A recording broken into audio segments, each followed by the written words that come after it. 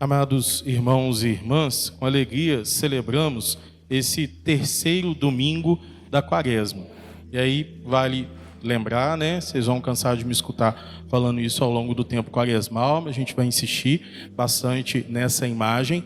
Quaresma é tempo de êxodo. Quaresma é tempo de fazer esse caminho, é tempo de fazer essa travessia, é tempo de sair deste lugar de pecado e caminhar em direção à salvação, e caminhar em direção à santidade. Só na Quaresma, padre? Não, a vida toda, mas de uma maneira ainda mais intensa, nós somos chamados a observar a como anda a nossa caminhada em direção à santidade durante esse tempo quaresmal. Por que eu estou reforçando isso mais uma vez? Porque essa imagem ela é fundamental para quando nós chegarmos na Páscoa, nós conseguirmos entender melhor a celebração da Páscoa. Que o próprio nome já diz, Páscoa, passagem, a passagem da morte para a vida, aquele que morreu pelos nossos pecados e ressuscitou e está vivo, nos deu uma nova vida. E nós, com ele também, queremos tomar a nossa cruz de cada dia para fazer essa passagem, essa Páscoa para uma nova realidade nas nossas vidas. Pois bem, no domingo passado apareceram, algumas figuras ao longo da liturgia, mas vou chamar a atenção lá para o Evangelho, apareceu no Evangelho duas figuras, junto de Jesus e dos 3 discípulos que estavam com ele, dos 3 apóstolos. Que figuras eram essas? A figura de Moisés e de Elias. E essas figuras são fundamentais, elas também vão nos ajudar, são importantes ao longo dessa caminhada quaresmal, porque vão nos ajudar a entender como que a ação de Deus, desde o Antigo Testamento, vem tocando as nossas vidas, nos libertando da escravidão e nos direcionando para uma nova realidade. Por que estou falando tudo isso?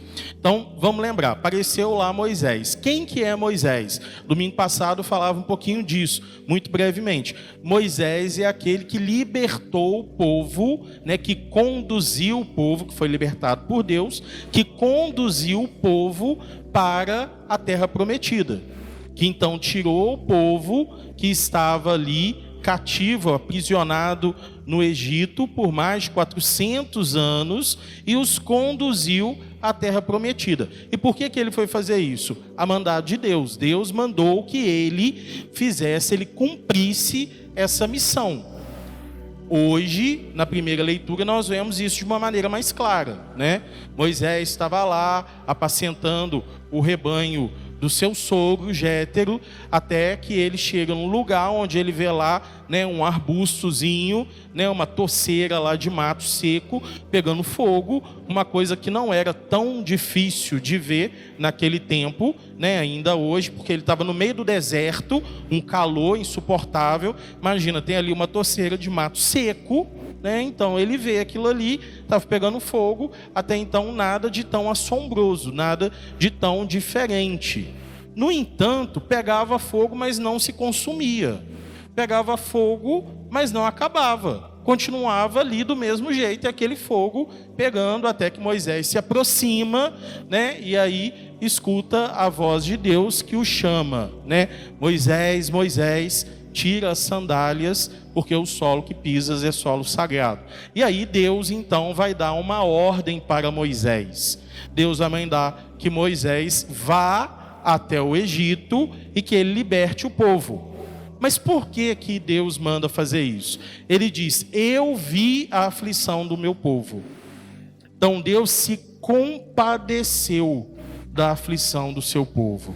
Ele viu e ouviu. E por isso ele veio ao nosso socorro. Ele viu, ele ouviu, ele veio ao nosso socorro. Isso é muito importante nós entendermos, insistindo muito com isso, porque, amados irmãos e irmãs, a nossa fé é a fé em um Deus que age na nossa vida. que age na nossa vida constantemente. Nós cremos em um Deus que nos criou para a salvação. Nós nos desviamos desse caminho, mas Deus continua agindo na nossa vida, nos dando oportunidades de salvação. Agora, Deus nos dá todas essas oportunidades, nos dá todos esses instrumentos, às vezes nós que não usamos, né? Mas Ele nos dá essa oportunidade. E por que é tão importante entender isso, Padre? Por que o senhor está insistindo tanto com isso?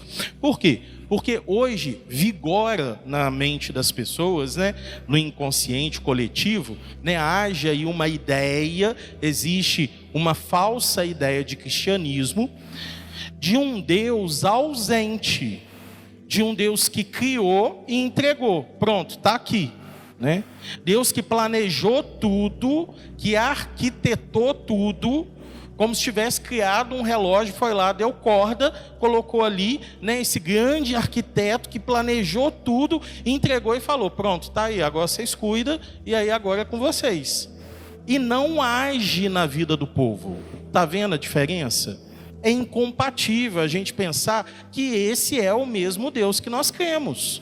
Não é o mesmo Deus, é diferente. Por quê? Porque nós cremos em um Deus que age, que intervém, que vem na nossa vida. Não que criou e deixou agora, toma, tá aí, vocês cuidam e tá por conta de vocês. Não, mas para um Deus que continua agindo na nossa vida, continua atuando na nossa vida. E aqueles que se deixam conduzir por Deus, irão consequentemente dar frutos em Deus. Perfeito, então está aí a primeira leitura, já apresentando um pouco mais para nós essa figura de Moisés. A gente vai continuar vendo ainda ao longo da quaresma, mas aí quero chamar muita atenção dessa realidade. Deus que age na vida do seu povo, Deus que nos escuta, Deus que nos conhece, Deus que não é ausente, mas que é presente nas nossas vidas, né? Então Deus que vem ao nosso encontro para nos dar a salvação. Depois, na segunda leitura que nós escutamos, tirada da carta de São Paulo aos Coríntios, São Paulo, né, vai nos recordar justamente que nós fomos batizados no mesmo batismo, não, né? Nós somos batizados em Cristo.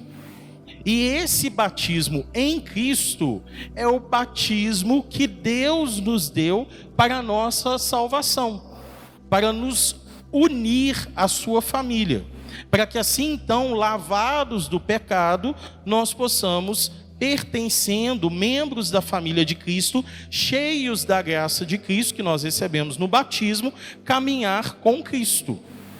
Só que aí São Paulo está chamando a atenção da comunidade, nossa também, quase que dizendo para a gente, olha, agora não adianta só a gente batizar, né, e não querer viver a nossa fé.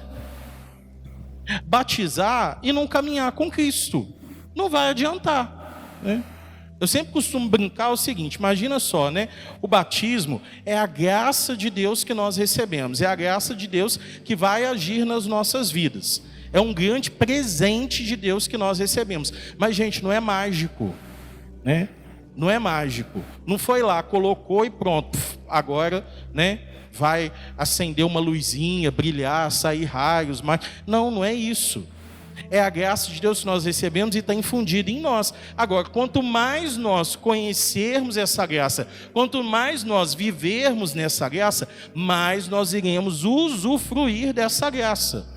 Qual que é a grande dificuldade que nós temos, né? As pessoas batizam, mas não estão dispostas a conhecer a Cristo. Não estão dispostas a viver aquilo que Cristo diz. Ou então querem fazer um Cristo ao seu molde. Um Cristo da forma que me agrada mais, né? Um Cristo do jeito que eu acho mais conveniente. É muito engraçado, porque agora esses dias nós vamos começar o mutirão de confissões. Na próxima terça-feira vai ser aqui na paróquia. E aí segunda-feira agora a gente vai começar, né, na forania toda. É engraçado por quê? Porque às vezes tem aqueles fiéis que vêm confessar que enquanto eles não acharem um padre que concorda com eles, eles não sossegam. Sabe? A pessoa vai lá, confessa com o padre. Aí o padre fala, ó, isso é pecado, né? Isso é pecado, você tem que fazer uma penitência, mas você tem que mudar isso, né? Porque isso é um pecado. Perfeito. Aí a pessoa não fica satisfeita. Aí ela vai andando, quase que batendo de paróquia em paróquia, andando de padre em padre, até achar um padre que concorda com ela. Porque se não concordar, meu Deus do céu, como é que eu vou fazer, né? Eu vou ter que mudar. Eu vou ter que fazer diferente, né? Agora, vai que eu encontro um que concorda comigo, que fala que eu tô... Aí pronto, aí eu não preciso mais converter. Ufa, ainda bem, né? Aí vai fazendo assim. É aquele amigo que briga com o outro amigo e vai andando de opinião em opinião até tentar encontrar um que concorda com ele e aplaude. Isso mesmo, você fez certo. Porque aí ele não tem que reconhecer que ele estava errado, que ele tem que fazer diferente, né? Que ele tem que mudar. Então São Paulo está falando isso, olha, nós somos batizados em Cristo, nós recebemos essa graça de Cristo. Agora, vamos usufruir dessa graça, vamos viver como aqueles que foram batizados, vamos viver como aqueles que receberam Cristo. E gente, isso daqui tem que martelar muito na nossa cabeça, porque até hoje a gente vive o próprio sacramento do batismo como se fosse só um evento social, como se fosse uma festa. É muito comum, às vezes, as pessoas falarem, né? Falar assim, ah, não, fulano me tirou como padrinho, como madrinha, me deu, né, o fulano como padrinho, como madrinha. Mas tá, qual que é a função do padrinho e da madrinha? O que tem que fazer? Não sei, mas eu vou comprar uma roupa nova, vou tirar umas fotos bonitas aí, meu filho, vai ficar um negócio muito legal. Agora, o que o padrinho e a madrinha tem que fazer? Não sei, não me interessa, né? É só ir lá e tirar foto. O padrinho e a madrinha são aqueles que educam na fé.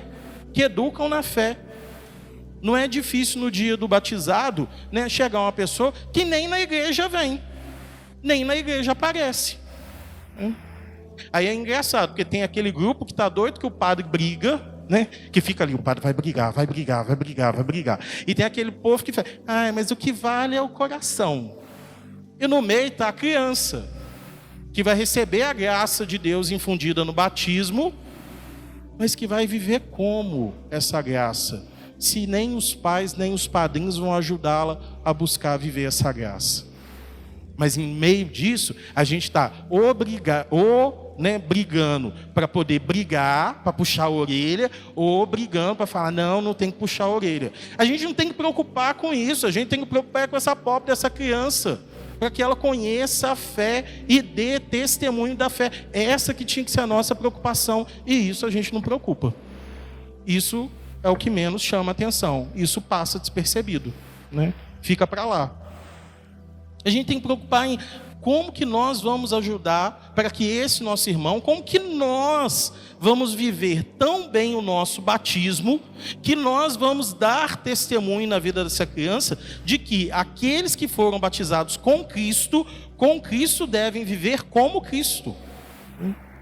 E aí, por que eu estou dando essa volta toda também? Né? Para a gente chegar no evangelho de hoje, que Jesus vai lá e conta uma pequena parábola. Quero chamar a atenção mais lá no finalzinho da parábola, né? Para não me alongar ainda mais. Quando Jesus conta, tinha ali uma vinha e no meio da vinha estava plantada uma figueira.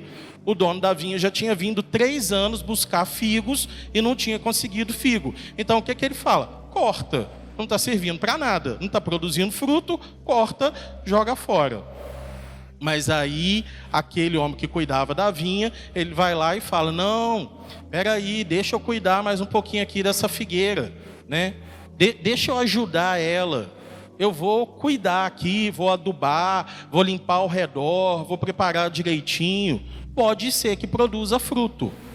O que é isso? É a ação de Deus na nossa vida, porque às vezes a gente está igual essa figueira, a gente está até frondoso, bonito, mas fruto que é bom não está dando nada. Fruto na graça de Deus que é bom, nada, né? Não está parecendo nada, e nem é o padre Alessandro, né? Mas é nada mesmo. E aí, né, Deus vem e nos mostra.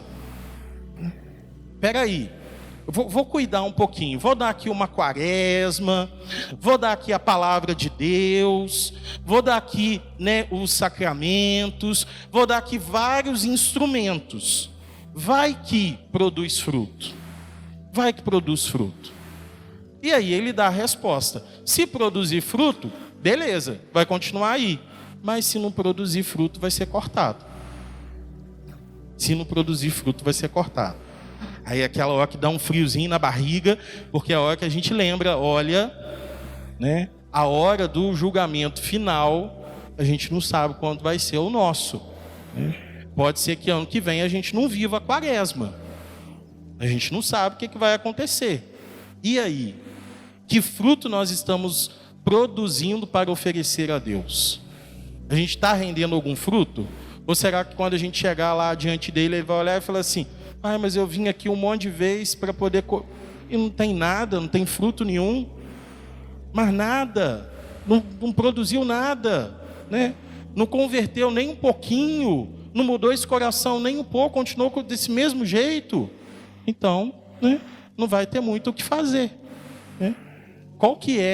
Quais são, né, os frutos que nós estamos apresentando a Deus? Qual é o caminho que nós estamos escolhendo seguir? Em nome do Pai, do Filho e do Espírito Santo. Amém.